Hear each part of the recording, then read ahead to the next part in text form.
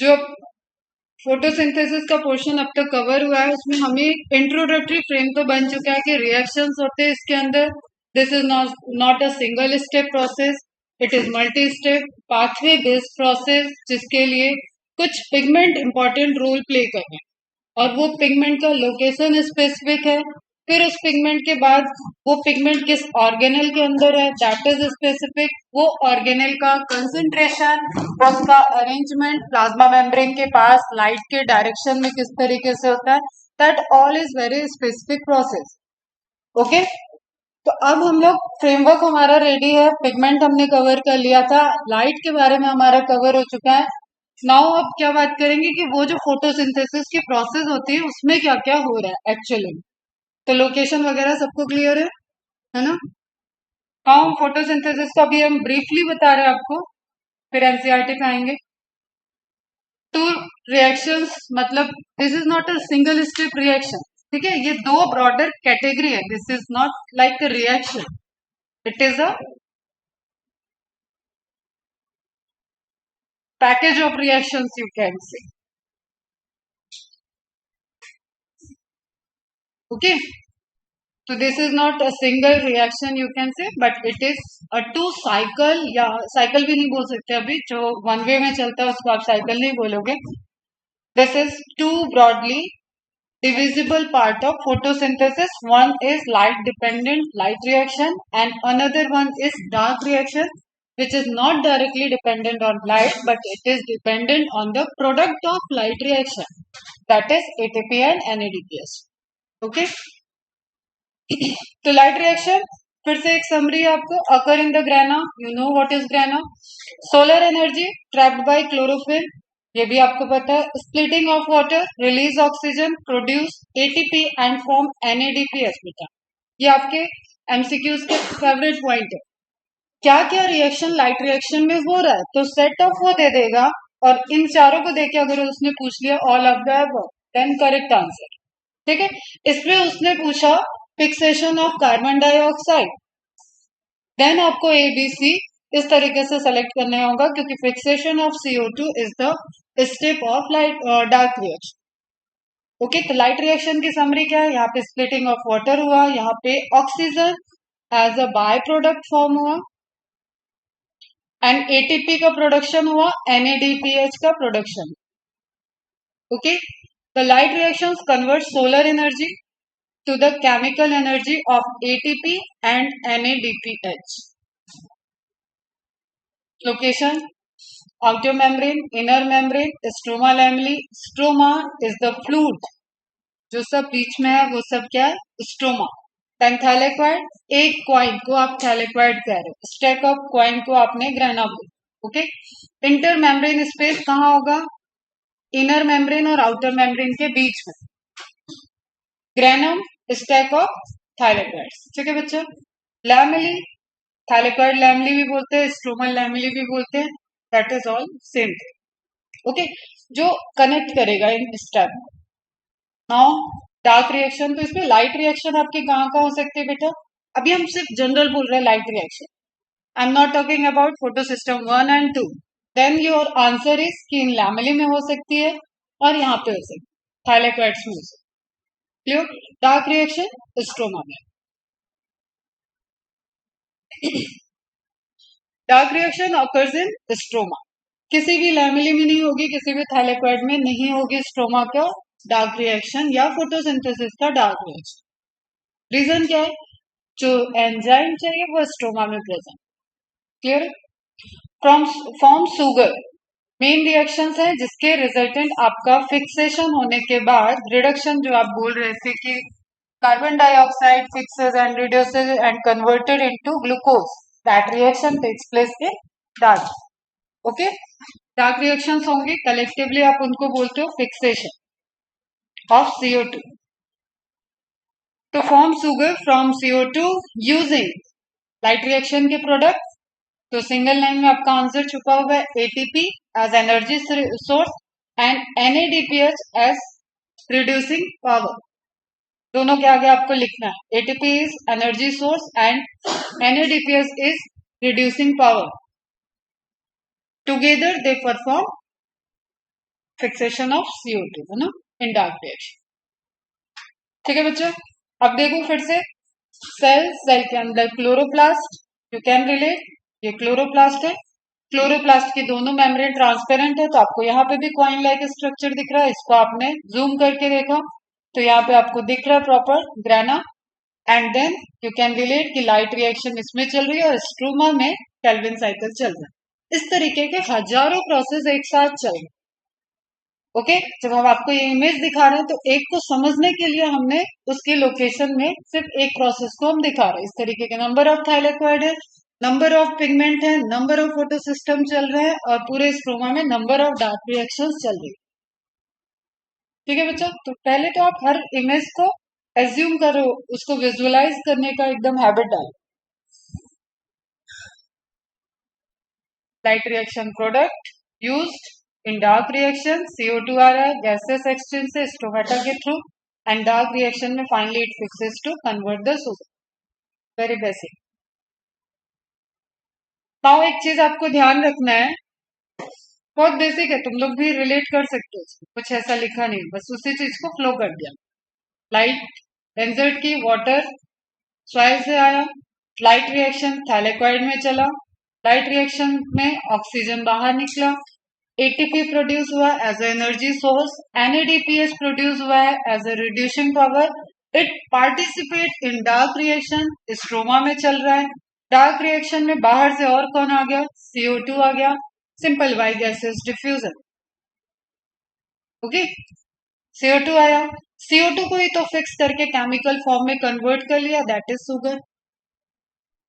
ठीक, flow chart. Now एक important चीज है जो हिडन है NCERT में, that is intermittent light experiment. Light दिया बंद किया, लाइट दिया बंद किया, लाइट दिया बंद किया, ये मैंने तुम्हें हिस्टोरिकल टाइम में भी बताया था। तो उसमें क्या होगा, एक जो कंटिन्यूअस लाइट में है और एक जो ब्रेकिंग ऑफ लाइट में, दोनों में से प्रोडक्ट किसका ज्यादा होगा, जो इंटरमिटेंट है, एक रेगुलर इंटरवल के गैप में। ओके, तो इस केस में क्या होगा, जितनी भी लाइट एनर्जी लाइट रिएक्शंस में बन के लाइट रिएक्शन में बन के प्रोडक्ट बना होगा, वो डार्क रिएक्शन में पूरा प्रॉपरली यूज हो जाएगा, क्योंकि इंटरमिटेंट टाइम में अब यहाँ पे लाइट रिएक्शन नहीं चल रहा, लाइट ऑफ है। ओके, फिर से जब लाइट ऑन किया जाएगा तो लाइट रिएक्शन के ATP NADPH बनने लगे। क्लियर है? तो इस कंडीशन में क्या है, कोई हड़बड़ी नहीं है, कोई जल्दी नहीं है, मैकेनिज्म पे कोई लोड नहीं है कि हाँ जो चल रहा है वो चलाते रहो। और यहाँ पे क्या होगा, कंटिन्यूअस, जस्ट सपोज 1 आवर की कंटिन्यूअस लाइट है, तो इस 1 आवर में लाइट रिएक्शन के काम हो रहा है, डार्क रिएक्शन फटाफट फटाफट आगे बढ़, तो कुछ यूज हो रहा है, कुछ नहीं यूज हो रहा है। ठीक है, तो माना यह जाता है कि इंटरमिटेंट लाइट रिएक्शंस के एक्सपेरिमेंट के रिजल्टेंट सुगर कंसेंट्रेशन हाई मिला। ओके, समझ में आया? ठीक है, जस्ट आप सोचो कि कोई आपको कंटिन्यूअस, वो आप गेम खेलते हो ना, music start, ball pass on करो या वट एवर, ठीक है, लेकिन हम म्यूजिक डिपेंडेंट नहीं करें तो आपकी स्पीड स्लो हो जाएगी, स्पीड स्लो हो जाएगी, सब पास ऑन करते रहेंगे। जैसे ही म्यूजिक ऑन कर देंगे, अगर म्यूजिक पे डिपेंडेंट कर दिया तो आप फटाफट करोगे, किसके पास कितना रुका वो मैटर नहीं करता, जैसे हम फोकस हो जाते हैं कि म्यूजिक रुकने के टाइम हमारे हाथ में न रहे, अदरवाइज वी विल आउट। तो उसी तरीके से क्या, डार्क रिएक्शन जो इंटरमिटेंट लाइट है उसमें बहुत आराम से हो रहा है, डिपेंडेंट अभी वो लाइट का है। ATP एंड NADPH जो प्रोड्यूस हुआ था 100% वो बढ़िया से एकदम यूज हो गया, तो उसका आउटकम जो आया उस एक्सपेरिमेंट में, वहां शुगर कंसेंट्रेशन ज्यादा अमाउंट मिला। एक्सपेरिमेंट का सेटअप क्लियर है, रिजल्ट समझ में आ गया, चलो उसको थ्योरी में देखते हैं। साइंटिस्ट पहले तो वार्बर्ग conducted experiment with continuous and intermittent light. The rate of photosynthesis was found to be greater in the intermittent light as compared to continuous light. It indicates the existence of two steps in photosynthesis. एक तो ये conclusion भी हो गया कि there is something जो photosynthesis के rate को बढ़ा रहा है, लेकिन लाइट डिपेंडेंट नहीं है। समझ में आ रहा है? लाइट ऑफ कर दिया तभी तो वो बढ़ा था फोटोसिंथेसिस का रेट। इसका मतलब फोटोसिंथेसिस का रेट बढ़ाने के लिए there is something which is not directly dependent on the light. ये भी एक कंक्लूजन आया। और दो स्टेप हो गए, लाइट रिएक्शन और dark reaction, a light dependent reaction and another light independent reaction. इसमें ऑक्सीजन का कंसेंट्रेशन नहीं देखते हैं, इसमें शुगर का कंसेंट्रेशन देखते हैं। क्लियर रहेगी इतनी बात? ठीक है, ए से B photochemical reaction light dependent है, that's why it is photochemical, तो हो ही रहा है सब जगह। एंड बी से सी डार्क रिएक्शन है, इट इज लाइट इंडिपेंडेंट और indirectly dependent on light reaction. Okay बच्चों, समझ में आया? तो that is purely chemical reaction, ये लिखा हुआ था एनसीईआरटी में, इसको आपको समझना है। In order to explain higher photosynthetic yield, it is thought that the rate of photochemical reaction is faster than the chemical reaction. Okay, light dependent reaction fast चलता है compared to dark reaction. In the continuous light, experiment A changed into B quickly.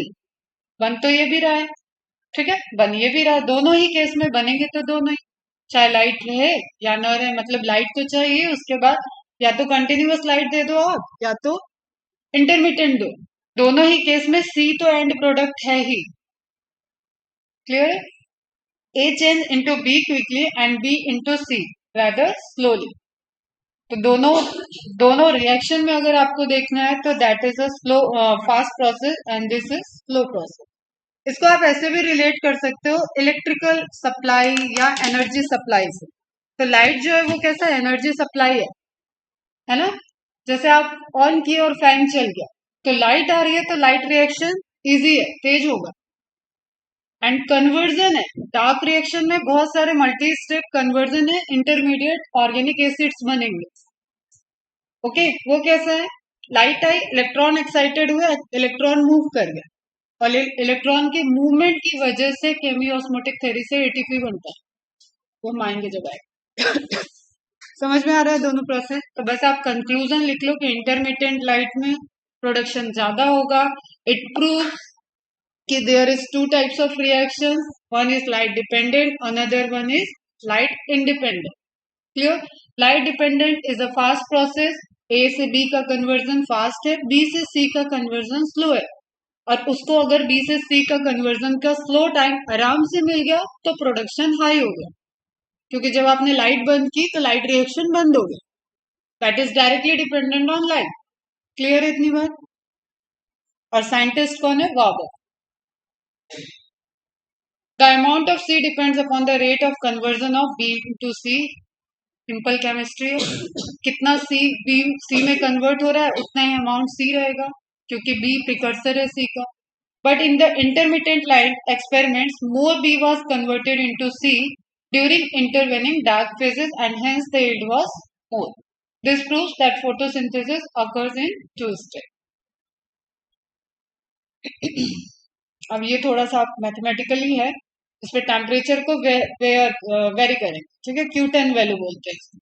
The temperature coefficient Q10 value पहले भी basic lecture में कहीं बात की है नहीं, या तो एकदम फाउंडेशन बैच के बताया, कहीं तो बताया, ठीक है? सिंपली एक आपका टेम्परेचर जीरो है इनिशियल, जीरो टेम्परेचर का मतलब जीरो टेम्परेचर नहीं बोल रही हूँ, अगर मैंने 10 डिग्री से स्टार्ट किया है तो 10 इज इनिशियल, ओके, तो दैट इज T0, और उसके ऊपर 10 या उसके नीचे 10 डिग्री का वेरिएशन हो जाए। क्लियर है? अरे जैसे सपोज अभी मैं बोल रही हूँ 2 बजे मैंने क्लास लिया तो 3 बजे भी कुछ और तुम कर रहे होगे, पढ़ ही रहोगे, तो कुछ और पढ़ रहे होगे, और 1 बजे भी कुछ और कर रहे हो, तो उसके आगे पीछे दोनों का तुम पे इम्पैक्ट है।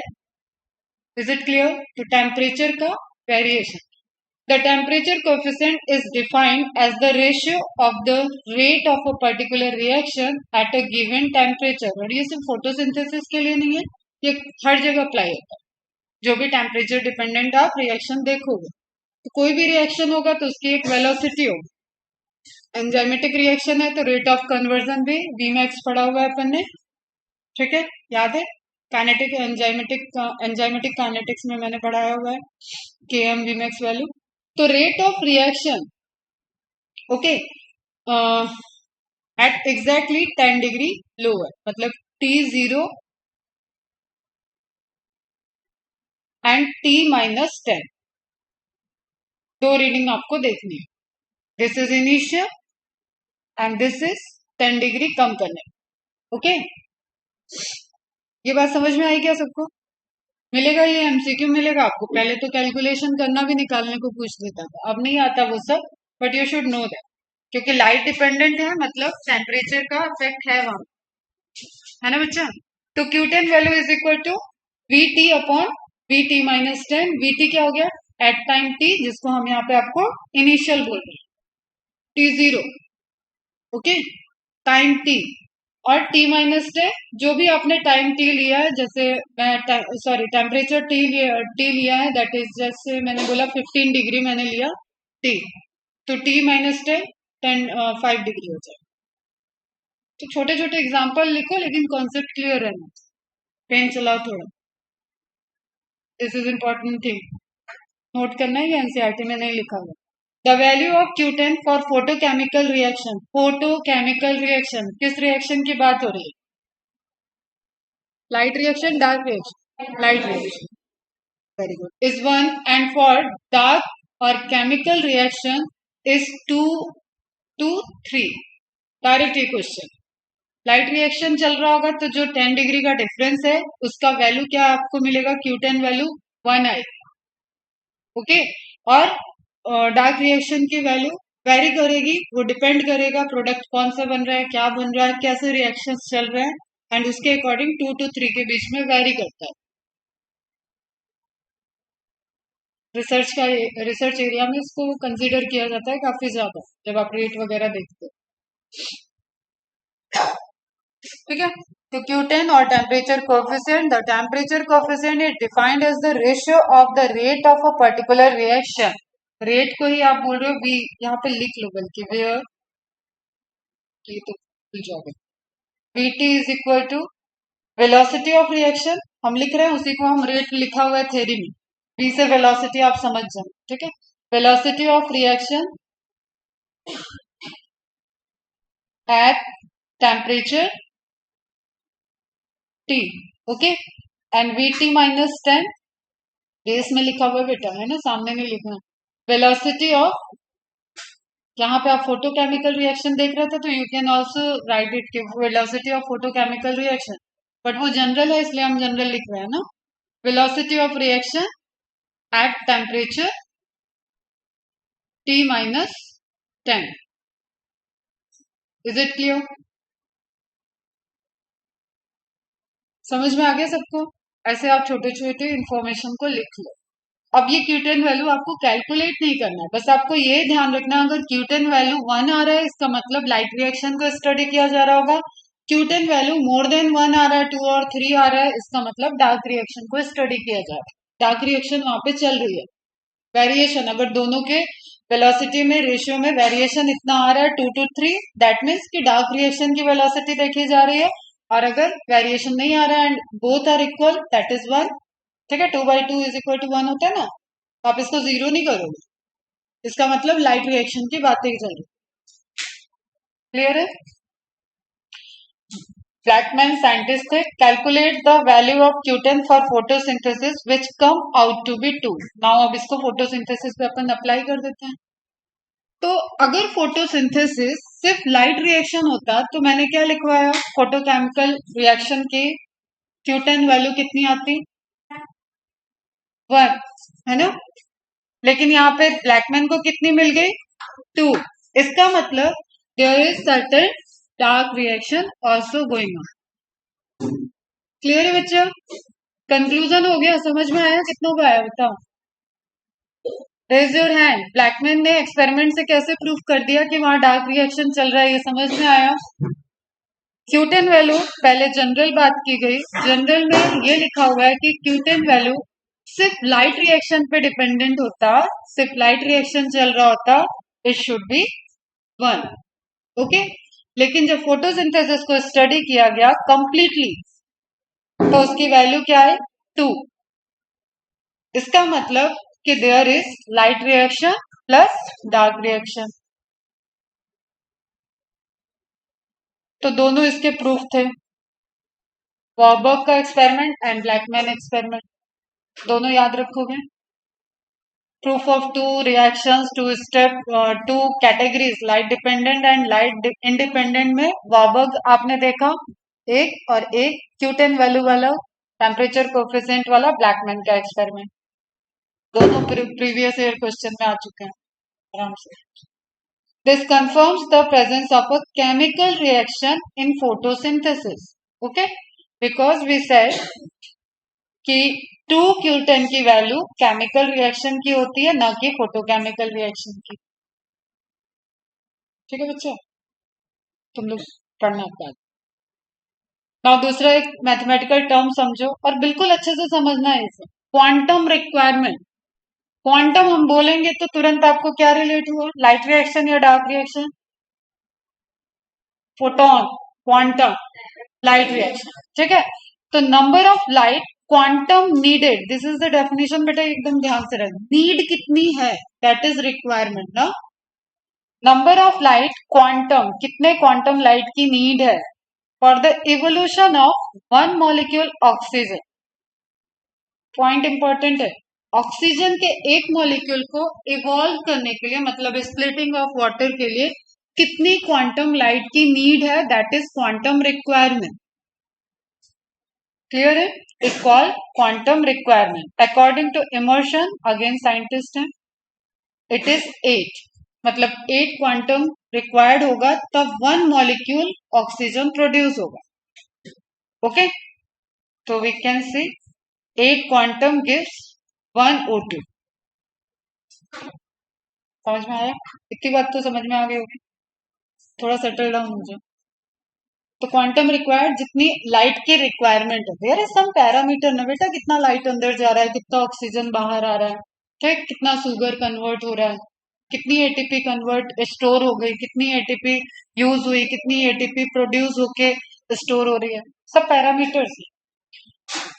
इंपॉर्टेंट है, क्वांटम रिक्वायरमेंट को क्वांटम एल्ड से बिल्कुल कंफ्यूजन नहीं करना. ठीक है, quantum yield, the amount of oxygen evolve by one quantum of light is called quantum yield. अब आप देख लो, is it 12.5%?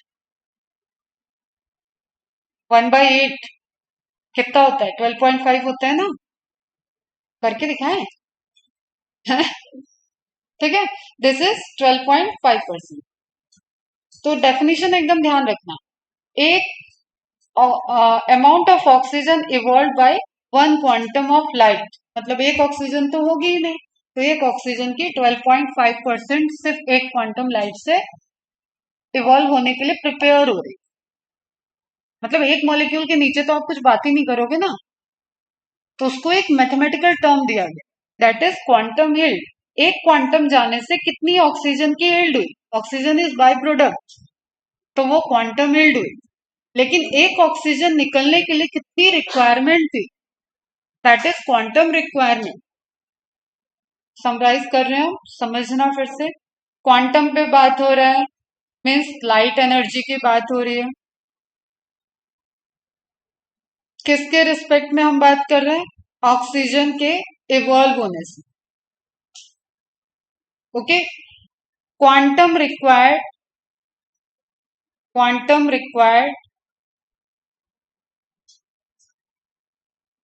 For evolution of one molecule of oxygen. O2 लिखना, O मत लिखना, that is also incorrect. Oxygen molecule, ठीक है, that is known as, it is called quantum requirement, QRY. Okay, एक quantum के जाने से quantum formed, sorry, oxygen formed, अभी इवॉल्व तो होगी नहीं, वन मॉलिक्यूल भी नहीं है, बाय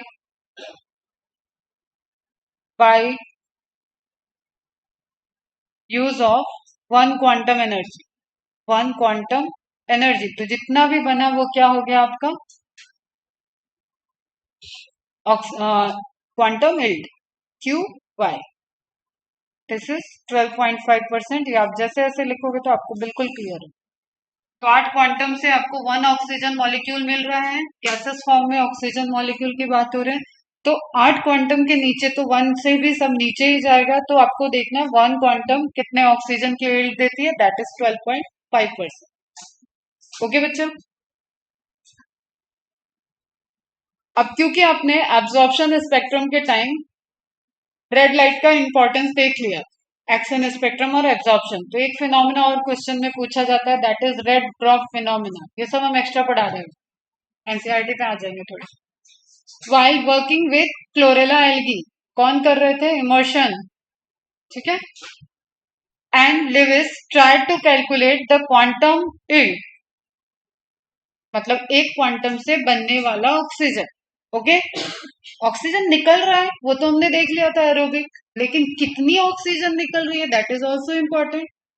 ओके, हाँ ग्रोथ आपको दिख रही है तो आप ये बोल रहे हो इस एरिया में ज्यादा बैक्टीरिया ग्रो कर रहा है, मतलब ज्यादा एरोबिक कंडीशन है, इधर कम किया मतलब लेस एरोबिक कंडीशन है, इधर नहीं कर रहा है मतलब एनारोबिक कंडीशन है। ओके, बट कितनी जरूरत पड़ रही है, एक बैक्टीरिया कितना ऑक्सीजन डिमांड कर रहा है, बायोलॉजिकल ऑक्सीजन डिमांड बोलते हैं उसको, ठीक है। बायोकेमिकल ऑक्सीजन डिमांड भी बोलते हैं अगर सोर्सेस केमिकल होते हैं। पढ़ना है आपको ये सब 12th में। While working with chlorella algae, Emerson and Lewis tried to calculate the quantum yield for different wavelength बेटा, है ना, अलग अलग वेवलेंथ में क्या क्या क्वांटम yield है, किस लाइट की कितनी क्वांटम एनर्जी की रिक्वायरमेंट है।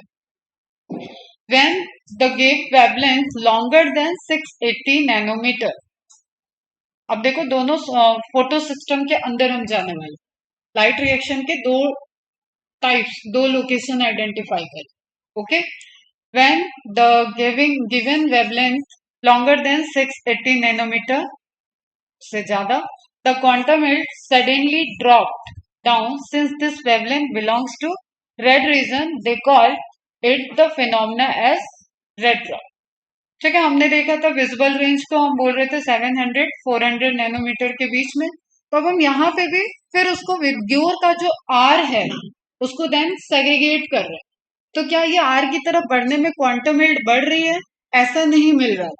इसका मतलब रेड से आप फार अवे जा रहे हो तो एक सिंथेसिस में ड्रॉप मिलेगा, that is red drop phenomena, nothing else.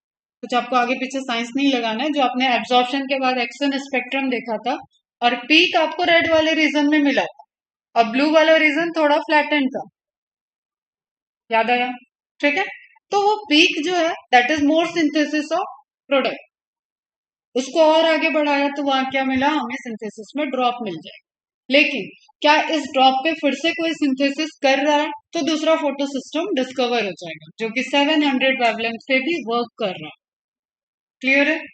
So this is red drop phenomena. Later immersion showed that the light wavelength beyond 680 nanometer are not capable of performing photosynthesis efficiently alone.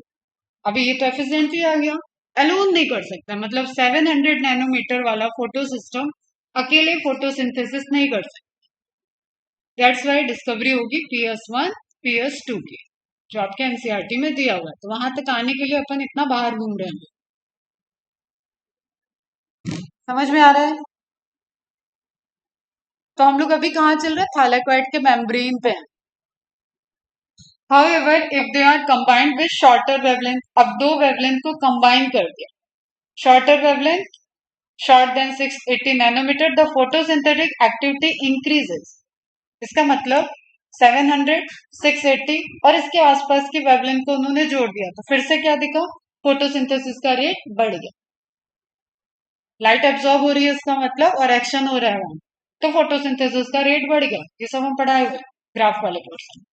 In other word, if red and far red, mark करना, this is question, beams are combined, the quantum yield increases significantly, that's why PS1 और PS2 आए ना बच्चा। फिर से वही बात है, दो वेवलेंथ पे वर्क करने वाले फोटो सिस्टम, एक क्या हो गया 680 नैनोमीटर, एक क्या हो जाएगा 700 नैनोमीटर। तो इसी को बोल रहा है red and far red, this is red, this is far red. Okay बच्चा, जो आपका विग्योर था ना उसके आर को हमने फिर से डिवाइड किया। आर के अंदर हम दो पोर्शन देख रहे हैं, एक रेड है एक फॉर रेड। तो सिर्फ फॉर रेड की तरफ आप देखोगे तो आपको सिंथेसिस डाउन दिख रही थी, सिर्फ आप रेड की तरफ देख रहे हो तो सिंथेसिस ठीक ठाक दिख रही है। लेकिन जब आप दोनों का कॉम्बिनेशन देख रहे हो तो सबसे ज्यादा सिंथेसिस आए। दिस इज अगेन प्रूव कि there is two systems are going on. Light dependent में अभी अपन दो सिस्टम पहले क्या देखे, एक लाइट डिपेंडेंट एक लाइट इंडिपेंडेंट। देन हम क्या बात कर रहे हैं, लाइट डिपेंडेंट में भी वेवलेंथ को सेग्रीगेट करने पे दो हमें सिस्टम दिख रहा है, एक PS1 हो जाएगा एक PS2। PS का मतलब फोटो सिस्टम है। This photosynthetic enhancement in it is called immersion enhancement effect। बेटा वेरी वेरी इंपॉर्टेंट है, 5 स्टार लगा लो, 8-10 बार तो पूछ चुका है previous year. Immersion retro phenomena and immersion enhancement effect, scientist का नाम उसी में छुपा हुआ है।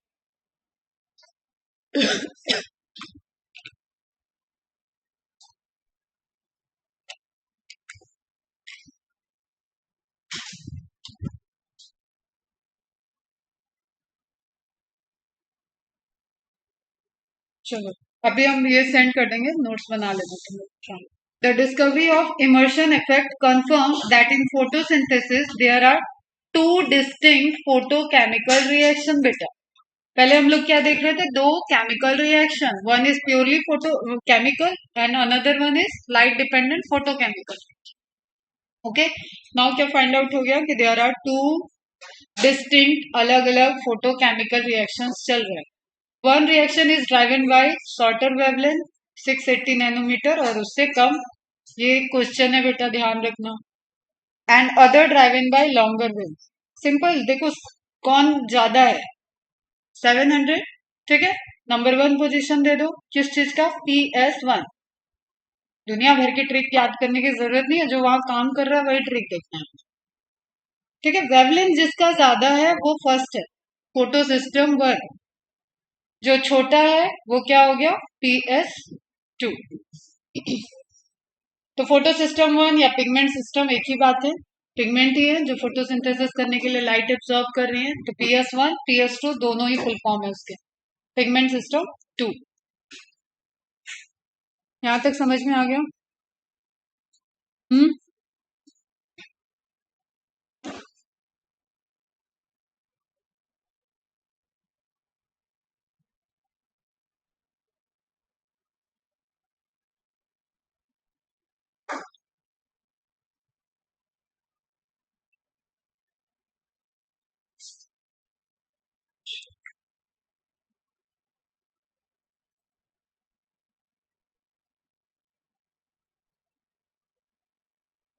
चलो पहले थोड़ा सा एनसीईआरटी देखते हैं ताकि तुम लोग की जान वापस आ जाए।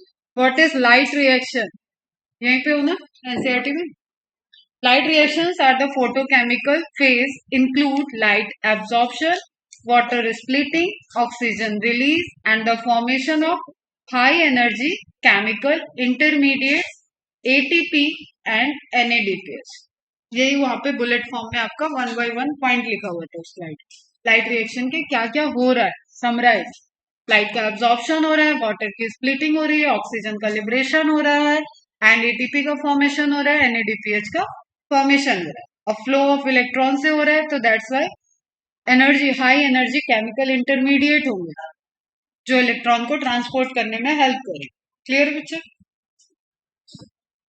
सेवरल प्रोटीन कॉम्प्लेक्सेस वही हो गए जो इलेक्ट्रॉन एक्सेप्टर एंड डोनर की तरह बिहेव करें। प्रोटीन कॉम्प्लेक्सेस, इस सेवरल को तोड़ना पड़ेगा अपने को, ये मैं यहीं पे बता दूं आपको। हम जब देंगे फुल तो आपको ये सेवरल ध्यान में रखना हो, MCQs में मिलेंगे आपको।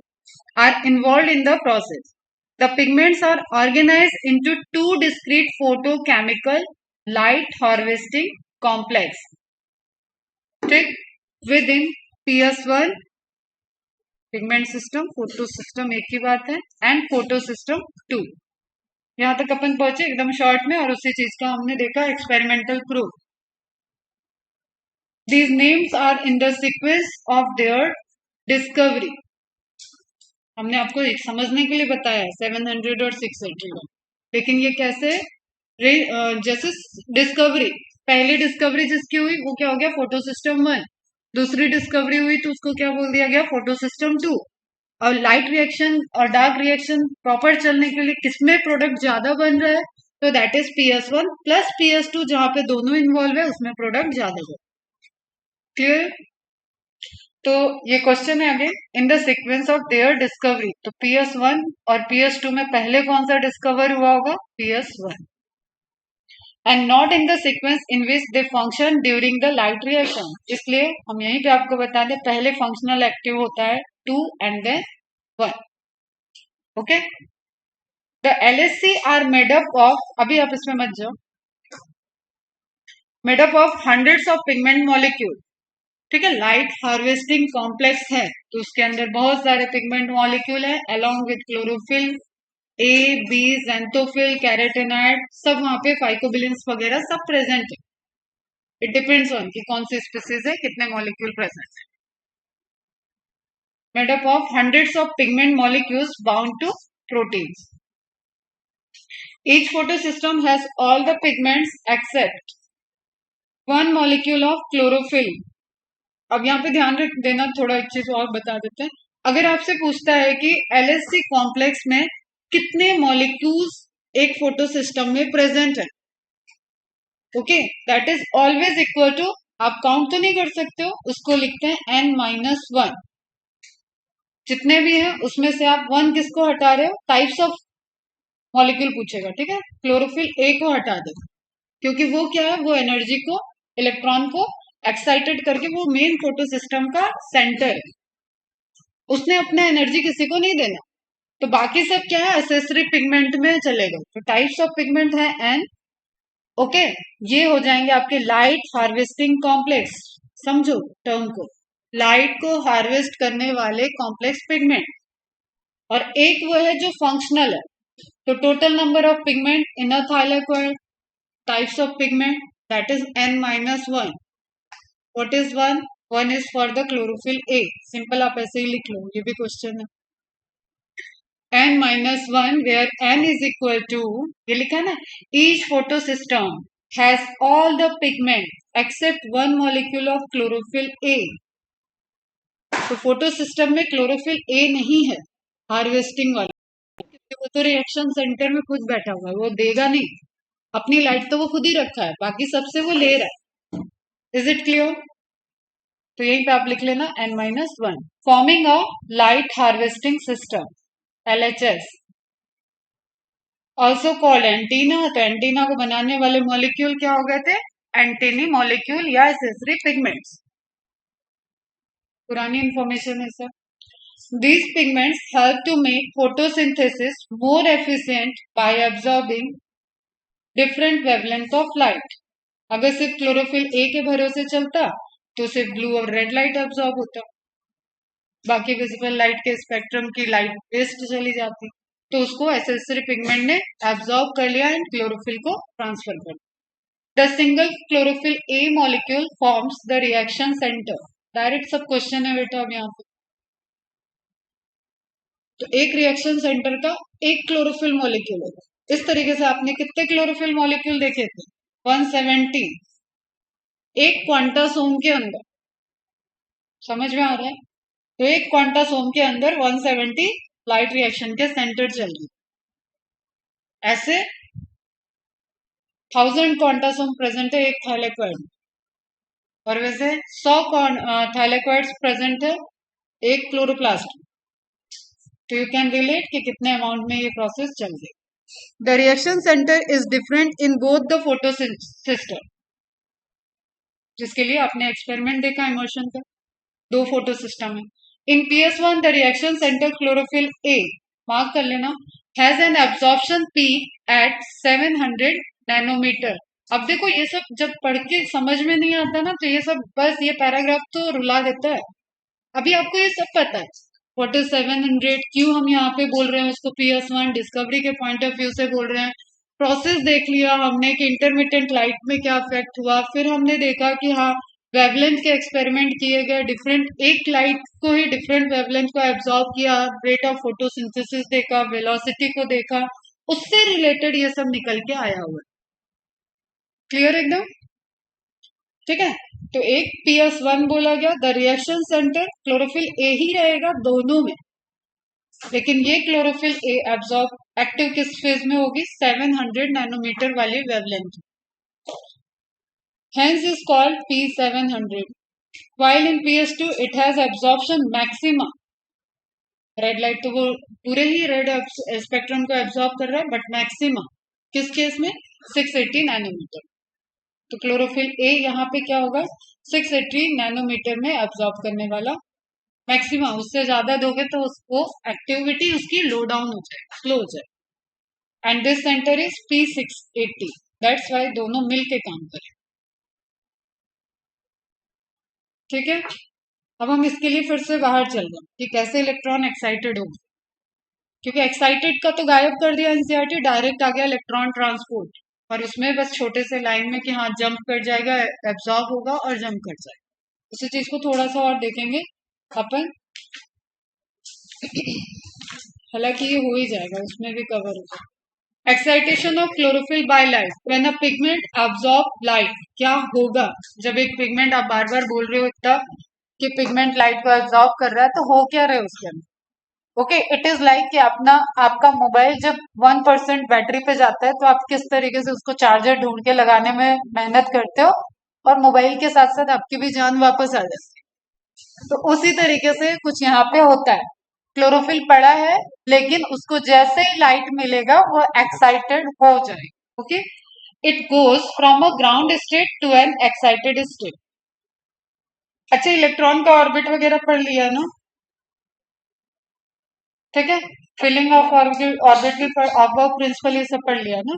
तो ये चीजें अच्छे से समझ में आ जाएगी। तुम्हें सिंपली क्या समझना है, क्लोरोफिल के पास इलेक्ट्रॉन, मॉलिक्यूल है तो ऑब्वियसली एलिमेंट है, एलिमेंट है तो ऑब्वियसली इलेक्ट्रॉन प्रोटॉन होगा उसके। ठीक है, जो लाइट एनर्जी के फोटोन की वजह से हाई एनर्जी हो गया, हाईली एनर्जाइज्ड हो गया। तो जब आप हाई एनर्जी ट्रांसफर करते हो तो वो अपने अंदर तक के इलेक्ट्रॉन बाहर ट्रांसमिट करते जाते, और सबसे बाहर वाले ऑर्बिट से वो निकल जाते। समझ में आया मेरी बात? तो जब तक वो नहीं निकलते उसको बोलते हैं ग्राउंड स्टेट। कोई चीज जमीन पे है, ठीक है, ये केमिस्ट्री में भी यही है, सेम चीज है, ग्राउंड स्टेट। एंड वो एनर्जी जो उसको ऑर्बिट से निकलने में हेल्प की है, that is the excited energy और absorbed energy, and the state is excited state. ये आउट है, ऑर्बिट के बाहर आ गया, छोड़ दिया है इसने। ठीक है, सबसे आउटर ऑर्बिट से ही कुछ बाहर होता है, पता है? जो सबसे बाहर की शेल होती है उसी से कोई चीज इजली, कोई इलेक्ट्रॉन इजली निकलता है, और सबसे पहले वहां से निकलेगा तब अंदर का निकलेगा। तो आउटर वाला इलेक्ट्रॉन एक्साइटेड होके ऑर्बिट को छोड़ देगा और इसी इलेक्ट्रॉन को रिसीव करना। समझ में आ रहा है? तो एनर्जी ऑफ इलेक्शन, इलेक्ट करने की, ठीक है। Photon, chlorophyll molecule, ground state, excited state. अब ये जितनी बार भी इसमें डाउन डाउन डाउन एक एक चेन से, इट इज लाइक कि डाउन हिल फेनोमिना, जैसे आपको वो देखते हिल रिएक्शन के टाइम में भी मैंने बताया था, और एक एग्जांपल पहले भी बताया था कि आपने बहुत तेजी से कोई बॉल जमीन पे ठोकते हो तो उसके बाद वो जितनी बार भी जंप करेगी तो आपको उसका कर्व स्लो होता हुआ दिखेगा, छोटा होता जाता, ठीक है। High jump, then low, then low, then low, और फिर वो एकदम सरफेस पे आ जाता है, फिर धीरे धीरे बॉल आगे जाने लगता है। तो वही होता है यहाँ पे। और इस हर इलेक्ट्रॉन ट्रांसपोर्ट में हीट हीट निकलते जाए, ओके। और हीट के साथ ही प्रोटॉन्स भी निकलते हैं, प्रोटॉन्स, यहाँ फोटोन जो लिखा है that is inflorescence for the light, कि लाइट जो इवॉल्व हो रही है, बाहर निकल रही है, ठीक है, उस पर आपको नहीं जाना। ये हो गया, ये एनसीईआरटी का ही है।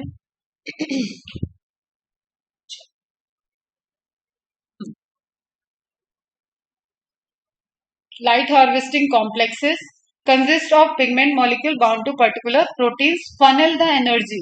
जो एंटीना मॉलिक्यूल है दैट इज फनल, एक तरीके से फनल की तरह वर्क कर रहा है, एंड देन लास्टली वो ट्रांसमिट कर देगा क्लोरोफिल ए को, सब कुछ सारी एनर्जी यहां से एंटर कर रही है, ओके। एंड उसको एब्जॉर्ब करके ट्रांसमिट कर दिया किसको? क्लोरोफिल ए को। of photons of light to reaction center. When a reaction center chlorophyll molecules absorb energy, one of its electron gets bumped मतलब बाहर निकलना, up to a primary electron acceptor. जो सबसे पहले रिसीव करेगा उसको क्या बोलेंगे? Primary electron acceptor. डोनर कौन है? Chlorophyll A. ठीक है, अभी हम पूरा हो जाता है तो हम बताते कब कहाँ कौन कौन डोनर की तरह आपके क्वेश्चन कैसे बदलते हैं. The thylakoid membrane is populated by two types of photosystem, 1 and 2. Light reaction हमने बात की थी, थाइलेकोइड के मेम्ब्रेन पे चल रही है. ल्यूमेन, थाइलेकोइड के अंदर वाली कैविटी ल्यूमेन होगी, बाहर स्ट्रोमा. तो हम लाइट रिएक्शन पे है. हम क्या बोल रहे हैं? PS1 और PS2 थाइलेकोइड मेम्ब्रेन पे प्रेजेंट है. क्लियर है? ठीक, अब 680 आपको मेंशन है, आप और नोट कर लो. 670, 685. It consists of a pigment absorbing longer wavelength of light. It contains chlorophyll B, chlorophyll A. Photo system 1 है ना, तो 700 के साथ जाएगा, ये सब भी आएगा, लेकिन मेन फंक्शन कौन करता है? That is P700. Okay, and a special form of chlorophyll A that is known as P700. तो along with 670, 680, 685, लेकिन सबसे ज्यादा वेवलेंथ पे है जो वो है क्लोरोफिल ए P700. तो जब आपने इंटेंशनली जानबूझ के 700 नैनोमीटर वाली वेवलेंथ दोगे तो इनमें से ये सिस्टम तभी एक्टिव हुआ क्योंकि यहाँ पे P700 था.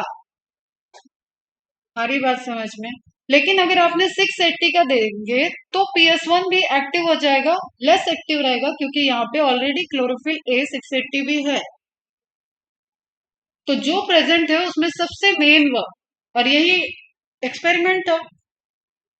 ओके, हायर वेवलेंथ को दिया गया, तो अगर हायर वेवलेंथ वाला एब्जॉर्ब करने का क्लोरोफिल ए पिगमेंट नहीं होता तो वो सिर्फ दूसरों से लेके नहीं परफॉर्मेंस करेगा, उसको खुद भी तो एक्साइटेड होना है. पहला इलेक्ट्रॉन तो वो खुद एक्साइटेड होके निकाल रहा है. ओके, समझ में आ गया? P700 is absorbing 700 nanometre wavelength. आपने हायर दिया तो ये एब्जॉर्ब होके एक्टिव हुआ. Is it clear? That's why reaction centre of PS1 is P700. It is present in non-appraised. Appraised मतलब होता है धसा हुआ. This is again question. अब ध्यान रखना है, ठीक है? नॉन अप्रेस्ड मतलब हम ये बनाए अगर थाइलेकोइड की मेम्ब्रेन और उसकी थिकनेस, एक सिंगल मेम्ब्रेन की थिकनेस बना रहे हैं. Thylakoid is single membrane structure, ध्यान रखना है ना. तो नॉन अप्रेस्ड बोला तो मतलब ये मेम्ब्रेन के सरफेस पे. अप्रेस्ड बोलेंगे मतलब ये धसा हुआ. Is it clear? छोटा सा इमेज बनाओ और ध्यान रखना, ये क्वेश्चन है, पूछा जाता है. Non appressed part of thylakoid membrane में कौन सा फोटो सिस्टम वर्क करता है? Photo system 1 and 2. तो 1 हो जाएगा करेक्ट, है ना. Region of grana and thylakoid के स्ट्रोमा थाइलेकोइड मतलब लैमेली वाला पोर्शन. ये भी क्वेश्चन है, ध्यान रखना. लैमेली में फोटो सिस्टम 2 नहीं होता है, दैट्स वाई वहां पे फोटोसिंथेसिस पूरी परफॉर्म करने के लिए कंप्लीट जो PS1 PS2 का एक्टिवेशन चाहिए वो वहां परफॉर्म नहीं होता. तभी आप मेनली हर जगह आपने थाइलेकोइड की बात की. इसका मतलब स्ट्रोमा लैमेली में सिर्फ PS1 होता है. PS2, अब देखो इसका मैक्सिमम वेवलेंथ ही 680 है, तो 670 और 680, और मेन रिएक्शन सेंटर कौन सा है? 680. That's why it is P680. और डिस्कवरी के पॉइंट ऑफ व्यू से ये सेकंड पोजीशन पे था, that's why it is photo system 2. Clear है? Shorter wavelength of light compare to 700 nanometer. इसी के कंपेयर में हम लोग ने सिर्फ रेड रीजन की बात कर रहे बेटा. रेड की शॉर्टर, रेड की हायर. ओके, तो हायर वेवलेंथ वाला PS1 हो गया, शॉर्टर वेवलेंथ वाला PS2 हो गया. हायर वेवलेंथ में 670, 680 नैनोमीटर के भी क्लोरोफिल ए पिगमेंट प्रेजेंट है, बट मेन जो रोल प्ले कर रहा है दैट इज P700. ठीक है? It is present in appressed part. अब वही जब आपको ऐसे बनाया तो आप ध्यान रखो this one is non apprised, this one is apprised. तो धसे हुए पार्ट में PS2 चल रहा है और यहाँ उभरा हुआ पार्ट में PS1 चल। बहुत सारे इमेज हम दिखाएंगे रिएक्शंस को समझाने के, ठीक है। अभी इस पे नहीं आ रहे हैं, बात करते हैं इलेक्ट्रॉन कैसे ट्रांसपोर्ट हो रहा है नाउ। ये सब बातें हो चुकी हैं, फोटोसिंथेटिक यूनिट, 230, क्लोरोफिल, ये सब। आ जाओ फिर से एनसीईआरटी में, the electron transport in photo system 2, the reaction centre chlorophyll A absorbs 680 nanometer wavelength of red light, causing electrons to become excited and jump into an orbit farther from the atomic nucleus। अब देखो ये line तुम्हें समझ में आई या नहीं आई, बस बता दो हाँ या ना। न्यूक्लियस कहाँ होता है? सेंटर में, एंड देन शेल, ऑर्बिट, है ना। तो कहाँ से एक्साइटेड हो रहा है? फार्दर मतलब दूर, यही तो हम बोले थे। सबसे आउटर वाले से इलेक्ट्रॉन एक्साइटेड होगा, जब तक वो वहां है तो वो ग्राउंड स्टेट में है, ठीक है, एज इट इज पड़ा है, अपनी स्टेबिलिटी को अटेंड कर चुका है, कोई चार्ज नहीं है, उसको कोई बॉन्डिंग बनाने की नीड नहीं है। लेकिन एनर्जी आते ही ये ग्राउंड स्टेट से एक्साइटेड स्टेट में चला गया और उसके बाद ऑर्बिट को छोड़ देगा।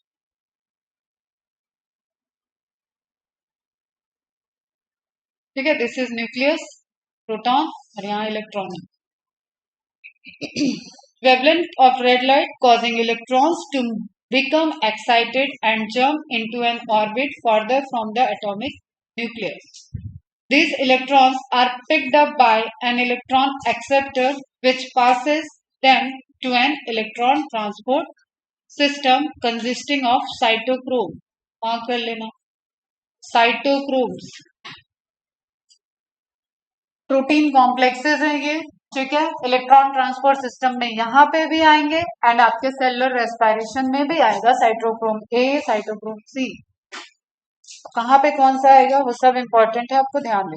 साइटोक्रोम की एक टेंडेंसी होती है, अब आप देखो थोड़ा सा केमिस्ट्री यहाँ पे आते हैं, समझते हैं।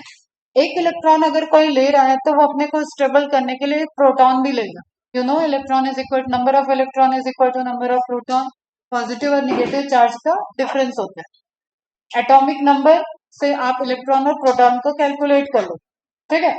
न्यूट्रॉन को प्लस करते हो तो आपको एटॉमिक मास मिल जाए, इतनी बेसिक चीजें आपको पता होगी। तो what I am going to say कि साइटोक्रोम अगर स्टेबल, सारे अनदर मॉलिक्यूल जो है वो स्टेबल होने के लिए हर बार एक इलेक्ट्रॉन के साथ एक प्रोटॉन को लेंगे।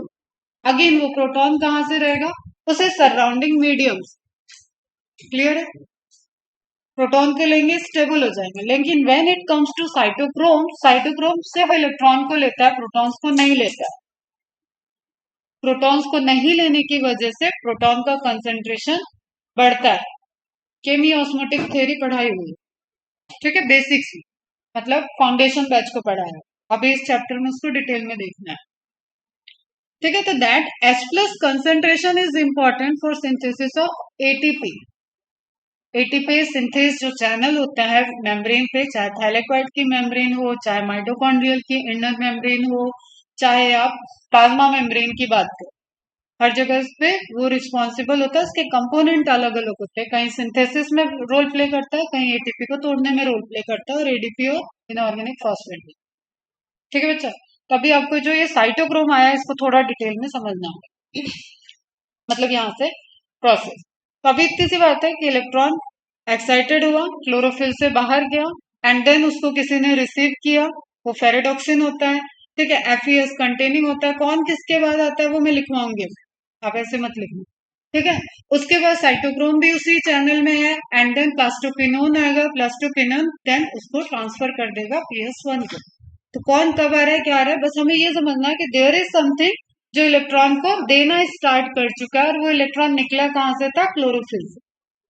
और क्लोरोफिल के खुद के इलेक्ट्रॉन की वैलेंसी डिस्टर्ब हो चुकी होगी, तो वो भी इलेक्ट्रॉन लेगा कहीं से। अब ये सब चीजें अपने माइंड में रखो, कौन कहाँ एंट्री करेगा हम बताते जाएंगे, क्लियर है। This movement of electrons is downhill. Why downhill?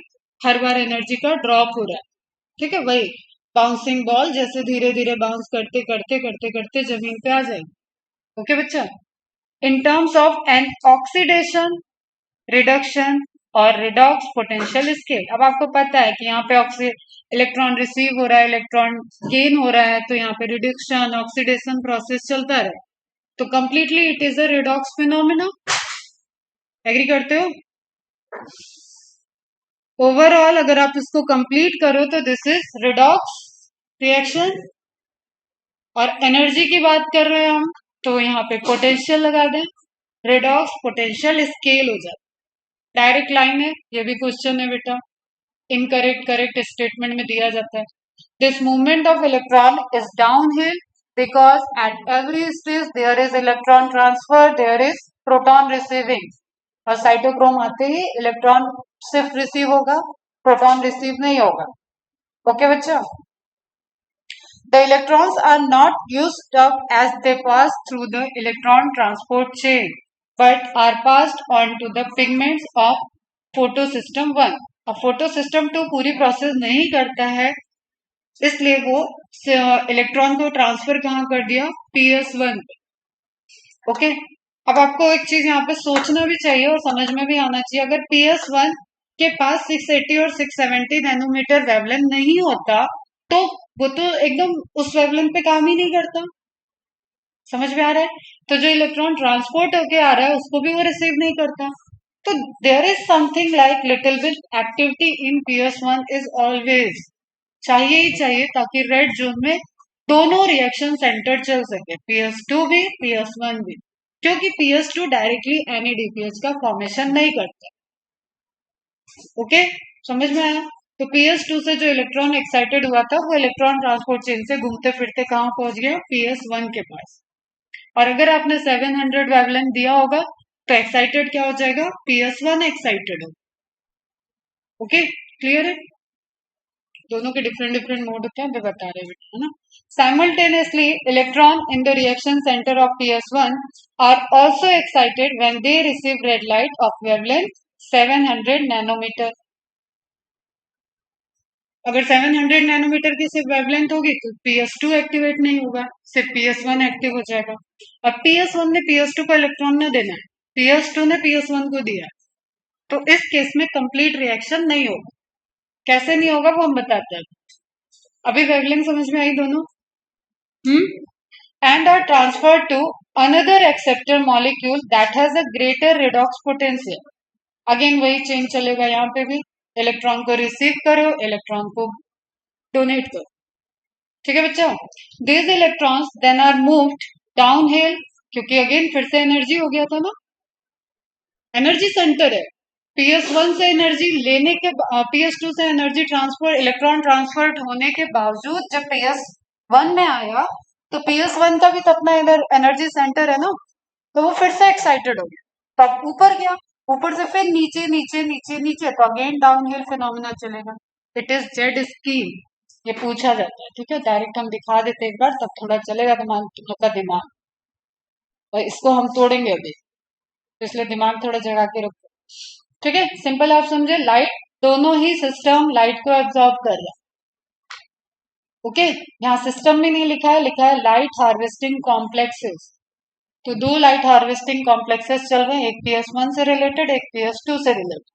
ठीक है, मेन मॉलिक्यूल दोनों ही जगह क्लोरोफिल है। ए धसा हुआ कौन सा था? एप्रेस्ड 2, यहीं पे लिख लो अब सारी चीज, इतनी हम बता दें। PS2 PS1, नॉन एप्रेस्ड कौन सा है? PS1। ठीक है, ऊपर कौन दिख रहा है? PS1। चाहो तो यही पेंसिल से ऐसे ड्रॉ कर लो तो तुम्हें क्लियर रहेगा, और उसकी लेबलिंग जरूर कर देना, खुद ही सोचो फिर 4 दिन बाद की ये ड्रॉ क्या किया। ठीक है, तो दिस इज थाइलेक्वाइड मेम्ब्रेन। अगर ड्रॉ करना तो इसको लिखना थाइलेक्वाइड मेम्ब्रेन। तो ऊपर की तरफ आपको दिख रहा है PS1, है ना बेटा? अब ये है जेड स्कीम, जो रेड लाइन एरो गया है, दिस इज जेड। कैसे मैम? तो एन दिख रहा है, आप जेड बोल रही है ना? तो ये कैसा है? ल्यूमेन को थाइलेक्वाइड को आप ऐसे कर लोगे तो ये जेड हो जाएगा, तो इसको जेड स्कीम फिनोमिना बोलते हैं।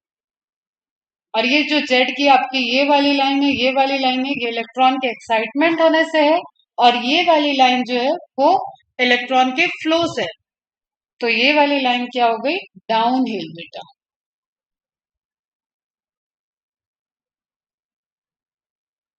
ठीक है बच्चा। अब आते इधर, बाहर भी जाएंगे, थोड़ा सा देखते।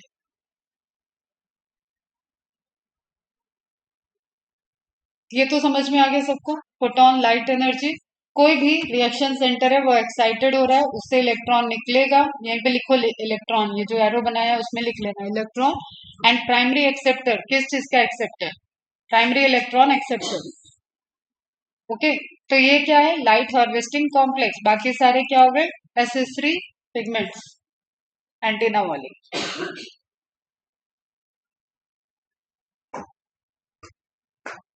तो डाउनहिल समझ में आ गया। This electrons then are move downhill again. बीच में कैसे अप हुआ था, because it comes to PS1, और वो भी रिएक्शन सेंटर है। ठीक है, इट इज लाइक कि आप थक गए हो थक गए थक गए हो, बहुत 400 मीटर की रेस में तो नहीं, चलो मैराथन दौड़ रहे। तो मैराथन दौड़ने में क्या होता है, जगह जगह सेंटर बने होते हैं, लोग खड़े होते हैं, वो ग्लूकोज वगैरह लिए रहते हैं, पानी देते हैं, आपको ग्लूकोज देते हैं, तो फिर थोड़ी देर के लिए तेजी आ जाती है। और मैराथन बहुत तेज नहीं दौड़ा जाता, धीरे धीरे जो दौड़ता है वही जीतता है। तो स्टार्टिंग में बहुत टाइम तक धीरे धीरे दौड़ना होता है, और डिपेंड करता है कितने किलोमीटर की मैराथन रेस है। ठीक है बच्चा, तो वही चीजें हैं कि PS1 आने की वजह से वो एक्साइटेड हुआ, तो अगेन वो डाउनहिल पे जाएगा। तो दो बार डाउनहिल फिनोमिना आएगी, एक PS2 से PS1 जाते वक्त, और एक खुद PS1 की अपनी डाउनहिल। ठीक है, this time to a molecule of energy NADP+, ये प्रोटॉन को, हाइड्रोजन को या प्रोटॉन को रिसीव कर लेगा, और क्या हो जाएगा, रिड्यूस्ड हो जाएगा, and it converted into reducing power, जो डार्क रिएक्शन में यूज हो रहा था। ठीक है, तो ये जो 4 लाइनें बोली ना, चारों MCQ है। अब ध्यान से सुनो इसको। The addition of these electrons reduces, तो इलेक्ट्रॉन लिया इसने NADP+, इलेक्ट्रॉन का लेना रिडक्शन। ठीक है, और उसको बैलेंस करने के लिए प्रोटॉन भी ले लिया, हाइड्रोजन आयन लिया। क्लियर है, तो ये क्या बन गया, NADPH। इसको कई तरीके से लिखते हैं बेटा, NADPH2 भी लिखा होगा, that is also correct. Right way होता है NADPH.H, जो यहाँ लिखा ये भी करेक्ट नहीं है, .H। तो आप जस्ट अपनी इंफॉर्मेशन के लिए वही नोट कर लो, NADPH.H। ओके, और जब भी सिंथेसिस की प्रोसेस आप देखोगे वहां पे NADP आएगा, और जब आप रिडक्शन, टूटने, ऑक्सीडेशन की प्रोसेस देखोगे सेल्यूलर रेस्पिरेशन में, तो वहां NAD आएगा। This whole scheme of transfer of electrons starting from the PS2। ठीक है, हम किए थे यहीं से स्टार्ट, PS2 से अपन ने स्टार्ट किया था, PS1 को था uphill to the acceptor, down the electron transport chain to PS1, excitation of electron, transfer to another acceptor, and finally downhill to NADP+। तो क्वेश्चन है बेटा, लास्ट इलेक्ट्रॉन एक्सेप्टर और लास्ट प्रोटॉन एक्सेप्टर मॉलिक्यूल कौन है, that is NADP+। ठीक है, reducing it to NADPH.H is called Z scheme। तो ये पूरा फिनोमेना जहां PS2 से स्टार्ट हुआ था और अप गया था, फिर डाउन हिल आया था, PS1 में आया था, फिर अप गया, और यहाँ पे NADH.H का फॉर्मेशन हुआ। This complete is known at Z scheme। Is it clear? ये एक्साइटेड कैसे हुआ था, लाइट के एब्जॉर्प्शन से, that's why it is light reaction. अब इसके इलेक्ट्रॉन को फुलफिल कौन करेगा, अब आएगा वाटर, वाटर की स्प्लिटिंग। PS2 का इलेक्ट्रॉन गया, PS1 ने रिसीव किया, PS1 का गया, PS2 ने फुलफिल कर दिया। Now the question is PS2 का कहां से फुल होगा, तो उसमें वाटर की स्प्लिटिंग आई। यहां तक बात हल्की फुल्की तो समझ में आ ही गई होगी, इतना मान लें हम। Due to its characteristic shape, it is known as Z scheme। The shape of is formed when all the carriers are placed in a sequence on a redox potential scale। redox potential scale आपको सिर्फ ये समझना है कि वहां पे जो energy बची हुई है उसको आप देखोगे तो ऑब्वियसली ए ने बी को दिया, बी ने सी को दिया, सी ने डी को दिया, तो ए का सबसे हाई एनर्जी रहेगा, बी का उससे कम, सी का उससे कम, डी का उससे कम। तो उसी को बोलते हैं रेडॉक्स पोटेंशियल स्केल। आप कर लेना है ना। तो एक रेडॉक्स पोटेंशियल के पैरामीटर से आपने उसको अरेंज किया है, दैट्स वाई आप इसको ऐसे नहीं बना दी कि इधर से गया ऐसे भी जा सकता था तो भी PS1 तक पहुंच जाता, या यहाँ कहीं PS1 ऊपर ही तो है, इधर छोड़ देता। ठीक है, तो ये जेड स्कीम कैसे मिल रही है? It is redox potential scale लिखा हुआ, इसलिए आप ध्यान रखो कि ये है क्या। And it is related to energy, it is related to electron and proton redox. अब थोड़ा एनसीईआरटी देख लो यहाँ से, फिर हम बताते हैं, तो एक बार और रिवाइज हो जाएगा और फिर आपको कंप्लीटली समझ में आ जाएगा। देखो ध्यान से जितना अभी तक हुआ।